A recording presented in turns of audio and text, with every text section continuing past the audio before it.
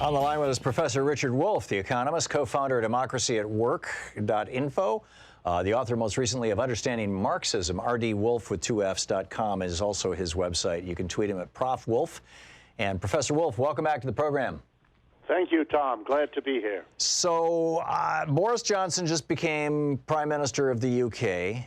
I'm reading in the Financial Times that there are some people speculating that if this so-called hard Brexit happens on Halloween, the date that it's all scheduled to happen, and in other words, Britain goes all on its own as an independent nation, but it has stripped itself essentially by joining the EU of all of its different multilateral and bilateral trade agreements with other nations, that there will be hell to pay economically in the UK, but that perhaps more significantly, this will take a bite out of the general European economy. It'll damage the UK economy, and those two things may be enough to damage the world economy. And the US economy is sufficiently fragile right now that this could tip the whole thing over the edge.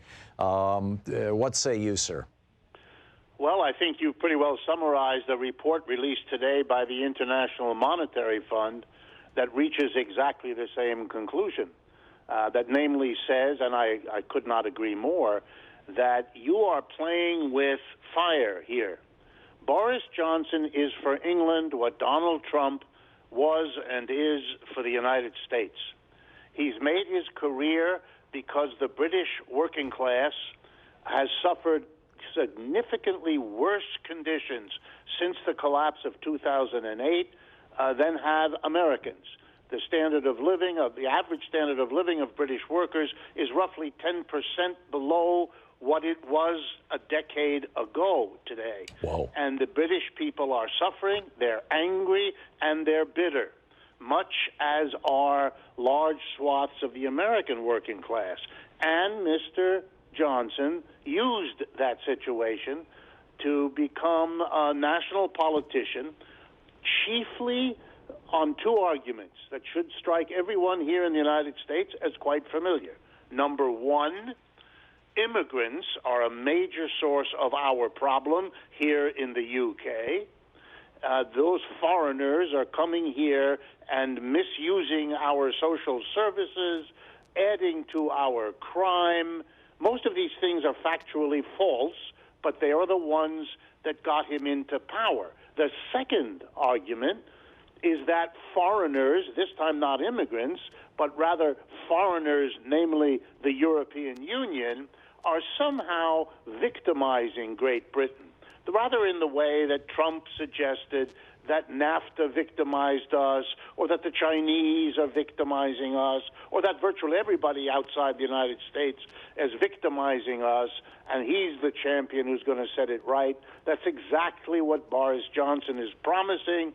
He's going to correct the suffering of the mass of the British by really taking it to the poor immigrants on the one hand and the foreigners in Europe on the other. And since this is the basis of his arrival at this exalted position, having largely embarrassed most thinking people in England for the last 15 years of being in the limelight, you're setting up for a hard Brexit. That's what it's called. What's going to happen on the 31st of October, unless one or the other side says chicken before then. And if that happens, you're going to take a European economy already in trouble and plunge it into a mixture of downturn and uncertainty that is the last thing the world wants, given the downturn and uncertainty that Trump's trade wars have already created. I remember that there was an economic component to the rise of Hitler, you know, and John Maynard Keynes, in fact, said that if the Treaty of Versailles, was signed, that it was so punitive to Germany that he said that, and this was after World War I, of course, he said that you're setting the stage for World War II, and turns out he was right. Is it possible that the British economy could slide into recession in such a terrible fashion, not necessarily that Boris Johnson's going to turn into Hitler, but that it could produce a new conflict on the European continent? Or is it more likely just to ripple across, and that in and of itself will cause crisis, particularly in those nations in the European Union, like Hungary and Poland, that already have hard right leaders, and countries like Austria and France, where you've got and Greece, where you've got hard right movements that are on the ascendancy?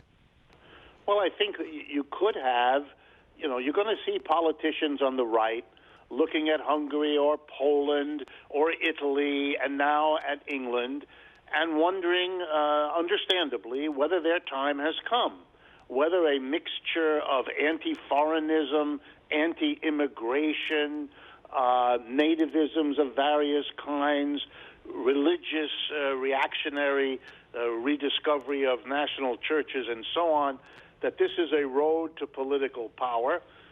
I think, yes, that's a good possibility, and there's no reason why Mr. Johnson, having ridden his way to the prime ministership by denouncing immigrants and foreigners, why anyone should think he's going to give up that road is the same mistake as imagining that Mr. Trump will, since it has worked so far to get him to where he is.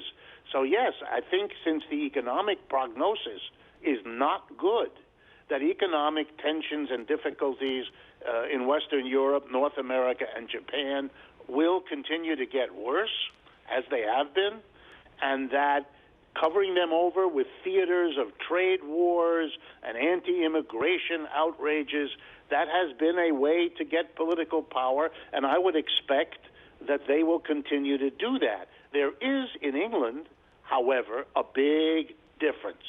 You have a real, well-organized, large opposition. That's the Labour Party with Jeremy Corbyn. Now, they are in a negative position in terms of public relations. They've had their problems, but they are an organized force that is dead set against not only the Conservative Party as a whole, but particularly the Boris Johnson wing of that party. A third of the voters in the Conservative Party in the election that brought Boris Johnson to power voted against him. So you have a fairly big split inside the Conservative Party. Put that together with a strongly and pretty well unified, at least against Boris Johnson, Labour Party with a long history and deep roots, and you're setting up for a very tough internal struggle over what is going to happen. And as the conditions, particularly of a bad Brexit, explode, the conflicts inside England are probably going to be the key to determining which way it goes. So just to wrap this up, if England and the UK's economies are substantially shaken by a hard Brexit in October, how can we expect that to, that little earthquake over there on the other side of the Atlantic, how does that migrate over here, and what might it look like here if the world economy starts to wobble as a consequence of it? Well, there are a number of ways that could play out.